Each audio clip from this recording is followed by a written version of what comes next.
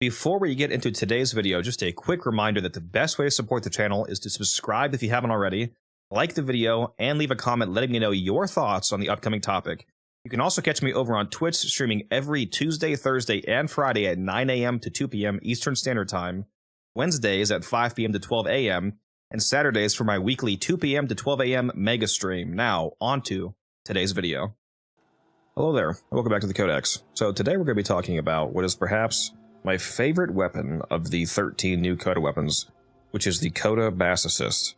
It is a very fun and very effective shotgun, and of course those are the two things that we like to see in a weapon, is both fun and effective, rather than just one or the other, but it also has a bit of a, perhaps, somewhat hidden synergy, a little bit of a sneaky synergy to buff your Warframes that I think a lot of people aren't thinking about, and I, for one, have really enjoyed utilizing it in a lot of my Warframe builds, especially abilities that can snapshot with channeling and whatnot, but we'll talk about that later. First, let's talk about the actual weapon build itself. Let's hop in here.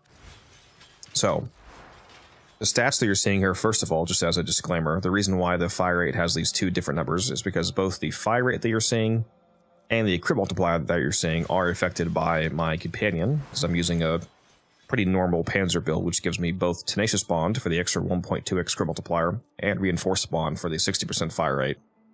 Now, you could lose the Tenacious Bond and be fine. This weapon does a lot of damage, but the Reinforced Bond, that extra 60% fire rate, really does make this weapon feel so much better to use, so much smoother to fire continuously. And this is nice because this means that I don't have to mod fire rate onto my actual weapon and use up that mod slot. So I would recommend using a companion Reinforced Bond on if you really want this weapon to shine. Now back to the build here. The element that I chose for my Valence bonus currently is Cold, as you can see. You can go Cold or Heat. The reason for that being I'm going a pure blast build.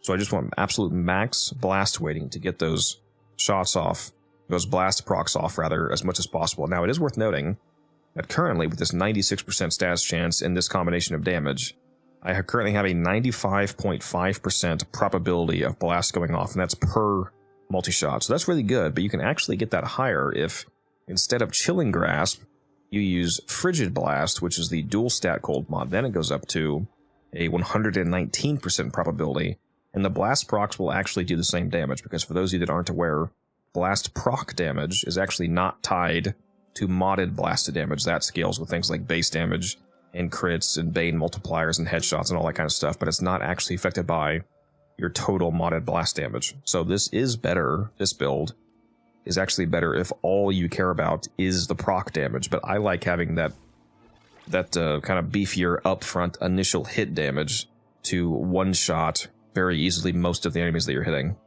So that's up to preference whether or not you want to use this or the dual stat.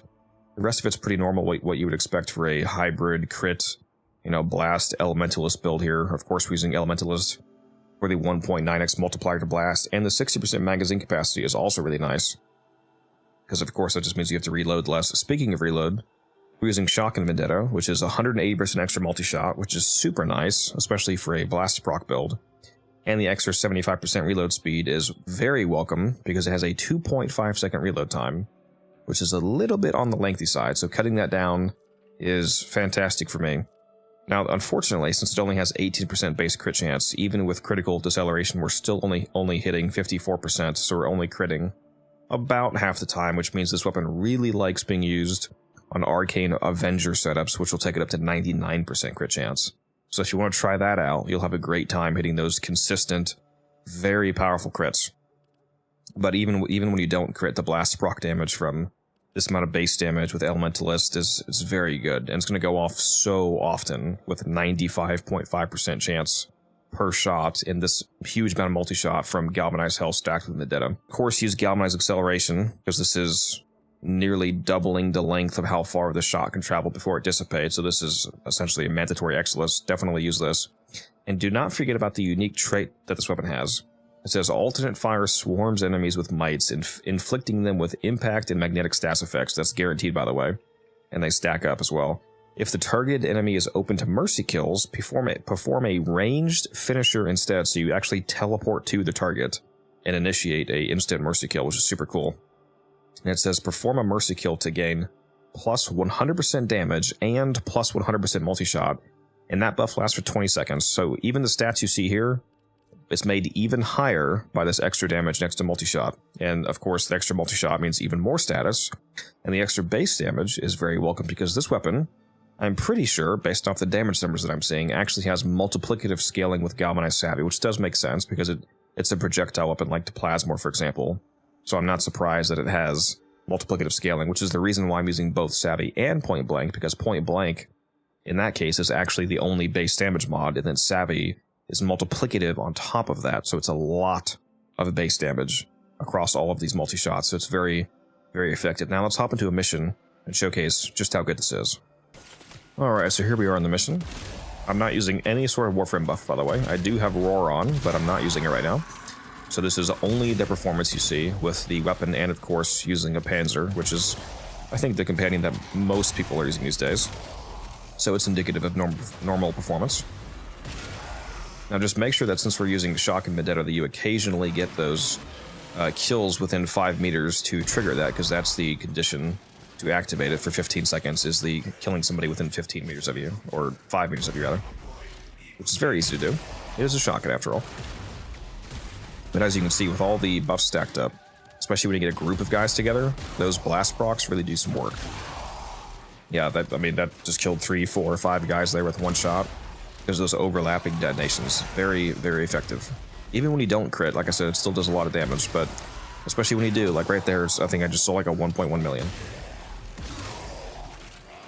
Now, the thing I was saying about this weapon having a bit of a sneaky little buff for Warframes on the side is that since the alt fire force procs multiple stacks of impact, and the status effect of impact is that it lowers an enemy mercy threshold, you can basically on command get a mercy kill on any Xmas enemy that you want to, which means you can very easily trigger the power drain mod, which gives you plus 50% power strength to your next cast. Let's go ahead and do this guy here. You can see right now my max Mesmer stacks are 17, but if I teleport this guy and do that, I've now triggered Power Drain, which is a mod on my Parazon. Now if I cast my second ability, I now have 20 Mesmer skin stacks, because I got that extra 50% strength added to my Warframe.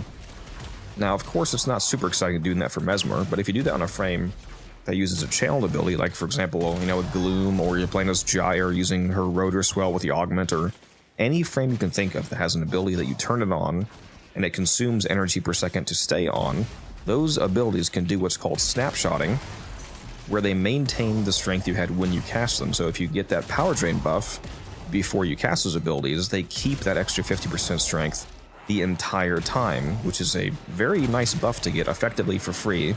And it's a mod slot that doesn't even, it's not a mod on your actual Warframe, it's a Parazon mod slot giving you 50% free strength. That's pretty hard to beat. So I would highly recommend, you know, thinking about using the Bassocyst basically as a stat stick, along with actually being a really good weapon when you're putting those kinds of frames together. But anyways, back to just the weapon performance here. Let's go ahead and pop Roar, like it did, and you can now see, of course, if you want to see an example of how good it is with a Warframe buff up, especially on a blast build, it's very effective. I mean, I don't know what else to say. This is easily one of my favorite weapons. It's fun to use, it looks cool, it sounds awesome. Actually, speaking of which, listen to the shots here without my yapping. Yeah, it's literally an infested boombox. I mean, you don't get much cooler than that, to be honest. So yeah, great weapon. I'm not going to drag it on any longer. Just wanted to show this to you guys and bring up the kind of the idea of using it as a power drain stat stick, along with using it to blow up crowds of enemies like those 8 guys I just killed right there. It's awesome. Definitely get it. It's currently in rotation right now. If you watch this video when it goes up, basically, we still have 2 or 3 days left on it. Go grab it. Sick weapon. I'm going to work on the rest of them right now, in fact. And I'll see you guys in the next one.